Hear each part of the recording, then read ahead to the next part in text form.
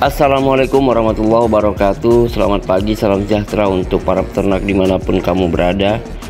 Saya ingin melanjutkan pembahasan kita ya tentang cara mengobati berbagai penyakit yang sering menyerang hewan ternak kambing kita. Namun pada pagi ini saya ingin melanjutkan tentang bagaimana sih mengobati kudis, scabies pada kambing yang bisa kita lakukan secara tradisional. Namun sebelum itu pastikan kamu sudah mendukung channel YouTube ini dengan cara subscribe, like, dan share konten-konten video yang ada di dalamnya.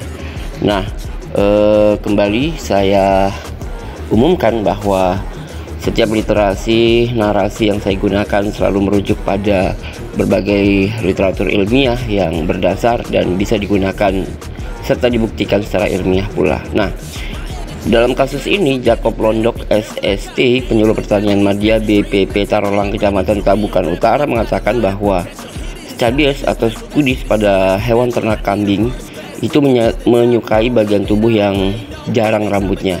Misalnya di daerah telinga, di daerah tumit, di sela-sela paha, dan di ambing kambing itu sendiri, terutama pada hewan kambing betina. Nah, hewan terlihat tidak senang akibat rasa gatal dengan menggaruk atau menggosokkan pada benda keras, dan ini sering kita lihat ya. Misalnya dia menggesek-gesekkan tubuhnya pada dinding, ke tembok, kemudian kayu, pohon, dan lain-lain sebagainya. Nah, rasa gatal tersebut itu timbul dari adanya alergen yang merupakan hasil metabolisme Sarcoptes cabei. Selain itu, adanya aktivitas Sarcoptes cabei ini, misalnya adanya faktor berpindah tempat, juga dapat menyebabkan rasa gatal yang tentu saja dirasakan oleh kambing itu sendiri. Nah, rambut rontok dan patah-patah akibat sering menggaruk pada bagian yang gatal ini adanya kerusakan kulit dengan tepi yang tidak merata disertai dengan penebalan kulit yang biasa muncul keropeng. Kemudian akibatnya adalah kulit bersisik dan diikuti terjadinya reruntuhan jaringan kulit. Nah, nafsu makan hewan itu akan terus menurun dan pada akhirnya akan diikuti dengan penurunan berat badan yang bisa jadi terjadi secara ekstrim gitu ya, sehingga hewan akan tampak jauh lebih kurus dari sebelumnya dan pada kasus yang berat dapat menyebabkan kematian. Tentu saja banyak cara yang bisa kita lakukan untuk melakukan pengobatan scabies ini secara tradisional ya. Selain pengobatan medis komersial, pengobatan tradisional ini dapat dilakukan. Beberapa pengobatan tradisional yang pernah kami lakukan diantaranya, kalau untuk kasus yang ringan, kami menggunakan oli bekas dicampur belerang, kemudian dicampur minyak kelapa, kemudian dimasukkan secara berbarengan ke semua bahan tadi, lalu didinginkan dan dioleskan pada bagian kulit yang terserang scabies. Nah, ini kasus yang ringan.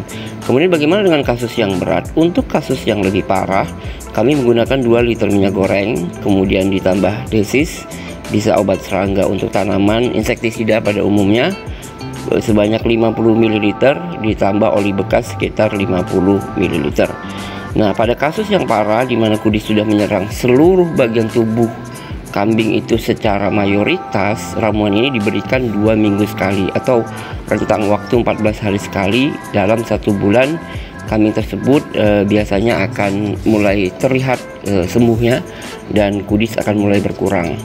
Lakukan ini selama masih terdapat sisa-sisa keropeng yang belum kering. Sebelum diobati, ada baiknya kambing dimandikan dengan sabun sampai bersih, dibersihkan ya. Kemudian setelah dimandikan, kambing dijemur sampai kering. Kemudian ramuan di atas dioleskan atau diaplikasikan pada bagian yang terinfeksi. Namun yang perlu dicatat juga adalah bahwa kita perlu menghindari kontak dengan bagian mata kambing, di mana setelah diobati hendaknya kambing diisolasi di kandang tersendiri yang terpisah dari hewan peliharaan lainnya, karena bisa jadi akan menularkan begitu ya. Nah, selain mengobati, kita bisa atau wajib juga melakukan pencegahan. Sekalipun terdapat berbagai macam obat untuk mengatasi kudis atau scabies ini, mencegah itu lebih penting daripada mengobati.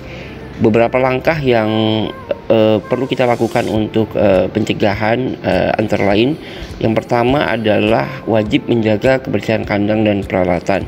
Bersihkan kandang kambing dari sisa-sisa makanan yang jatuh, kemudian enyahkan atau kumpulkan, kemudian disatukan dengan kotoran yang sudah kita kumpulkan untuk kemudian kita olah menjadi kompos agar berguna atau bermanfaat lebih jauh, kan begitu.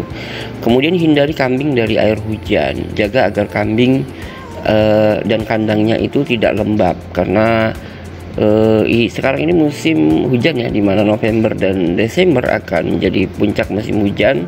Termasuk di daerah kami, hal-hal ini perlu kita lakukan. Kemudian yang ketiga, tentu saja menjaga kebersihan kambing dengan memandikan ternak secara teratur. Mungkin tidak tiap hari, tapi kita bisa menilai apakah ternak itu sudah kotor sehingga perlu dimandikan atau tidak. Karena secara alamiah mereka akan membersihkan tubuh sendiri, tapi ada baiknya kita mandikan.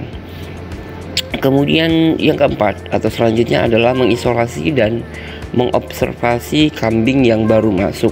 Artinya ketika teman-teman itu mendatangkan kambing, baik itu pinjam maupun beli yang baru, terutama indukan, karantina terlebih dahulu beberapa hari lah, untuk memastikan bahwa dia masuk ke komunitas baru ini tidak justru menjadi pembawa penyakit, dan itu harus kita pastikan benar agar kita tidak kecewa, kan gitu. Kemudian yang kelima, hindari memasukkan ternak terinfeksi kudis ke dalam komunitas yang justru sebenarnya sudah kita usahakan dalam kondisi yang paling baik, begitu ya.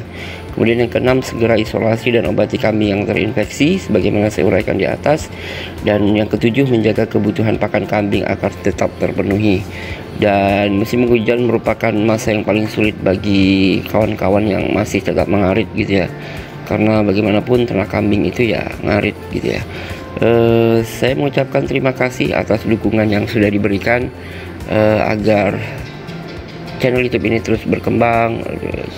Terus mendukung dengan subscribe, like, dan share konten-konten video yang ada di dalamnya.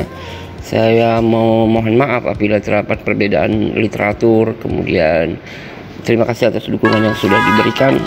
Assalamualaikum warahmatullahi wabarakatuh.